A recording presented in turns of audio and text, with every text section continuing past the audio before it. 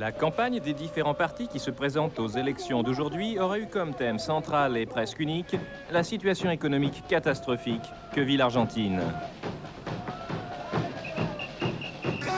Le candidat péroniste Carlos Menem rejette sur l'actuel gouvernement radical la responsabilité de la crise. Par une réorganisation de la fiscalité et de la production, il promet de relancer l'économie nationale en 2 ans. Le candidat radical Eduardo Angelo, qui reçoit ici un sapin amené de la commune d'origine de ses ancêtres fribourgeois, estime que le principal remède passe par la privatisation des très nombreuses entreprises de l'État. L'héritage économique a été lourd à assumer par le gouvernement du président Alfonsín. Les militaires ont laissé une dette extérieure de plus de 60 milliards de dollars. Le quartier des banques à Buenos Aires est en ébullition permanente. La spéculation sur la monnaie est devenue le sport national en Argentine. Même les petits épargnants font la queue devant les bureaux de change. Le cours du dollar peut varier plusieurs fois par jour. L'inflation a atteint 35% rien que pendant le mois d'avril. Les banques offrent des taux d'intérêt qui atteignent 160% par mois. Tout le monde spécule et plus personne n'investit.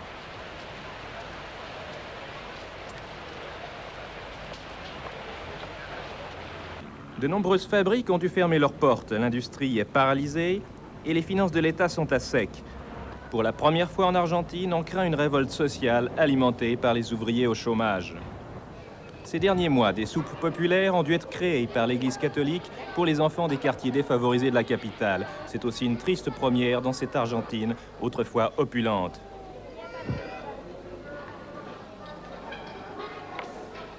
Une femme est venue me voir l'autre jour. Elle m'a dit « Mon père, hier, j'ai failli tuer mes 3 enfants, mais j'ai pu réagir à temps et j'ai vu que je ne devais pas le faire. Ça faisait 3 jours qu'ils réclamaient à manger. Je n'avais rien à leur donner et je pensais que si je les tuais, ils ne souffriraient plus. » Les bidonvilles ont augmenté à vue d'œil. Leurs habitants votent pour la plupart en faveur des péronistes. C'est à leurs yeux le seul espoir de changement. Ici, il y a beaucoup de monde qui a les mêmes problèmes. À côté, il y a aussi une dame qui n'a pas de quoi vivre. Elle a 2 petits-enfants et elle est enceinte. Le vote d'aujourd'hui des électeurs argentins aura été essentiellement motivé par des considérations d'ordre économique. Ce n'est plus comme en 1983 où ils avaient choisi Raúl Alfonsín parce qu'il était le seul véritable garant d'un retour à la démocratie. En raison du système de vote indirect pour l'élection à la présidence, il serait préférable pour la tranquillité du pays que l'un des 2 candidats favoris l'emporte à la majorité absolue. Seul le péroniste Carlos Menem pourrait parvenir à un tel résultat. La démocratie est encore fragile en Argentine. L'actuel président Alfonsín vient d'ailleurs de rappeler qu'en dehors de ce système, il n'existe que l'horreur. Der Wahlakt heute Sonntagmorgen nach einem harten demokratischen Wahlkampf.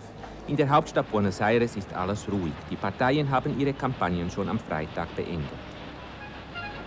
In der Nacht auf den Samstag wandte sich Präsident Raúl Alfonsín in einer Fernsehansprache an die Nation. Er zeigte sich stolz auf die Demokratie und forderte das Volk auf. Argentinier, ich bitte euch, geht diesen Weg weiter. Außerhalb der Demokratie werdet ihr nichts finden als Horror. Präsident Raúl Alfonsín hat Argentinien nach den blutigen Jahren der Militärdiktatur wieder zu einer vollen Demokratie gemacht. Und er hat diese Demokratie gegen 3 Putschversuche erfolgreich verteidigt. Die Militärs haben den Demokraten eine Auslandsschuld von heute mehr als 100 Milliarden Schweizer Franken hinterlassen. Eine Auslandsschuld, die zum Teil Ursache der heutigen wirtschaftlichen Situation ist. Dies war schon alles fast vergessen, als die Argentinier heute Sonntag zu den Urnen gingen. Denn im Wahlkampf galt nur, dass die Politik Alfonsíns Argentinien in eine katastrophale Wirtschaftskrise geführt hat. Hier ein Werbespot des 57-jährigen Kandidaten Eduardo Angelos vom rechten Flügel der regierenden radikalen Bürgerunion. Angelos will Argentinien mit einer neoliberalen Radikalkur auf Vordermann bringen, alle Staatsbetriebe privatisieren und ausländische Investoren ins Land locken. Presidente para todos los argentinos. Favorit im Wahlkampf aber ist der 59-jährige Peronist Carlos Saúl Menem. Wenn er mit seinem Menem-Mobil durch Buenos Aires kurft, jubeln ihm Hunderttausende zu. Denn Menem verspricht ihnen Erlösung aus der Krise und Wohlstand wie einst unter General Juan Domingo Perón in den 40er Jahren. An Perón in den 40er Jahren erinnern auch Menems Wahlkampfreden. Folgt mir, ich werde euch nicht enttäuschen.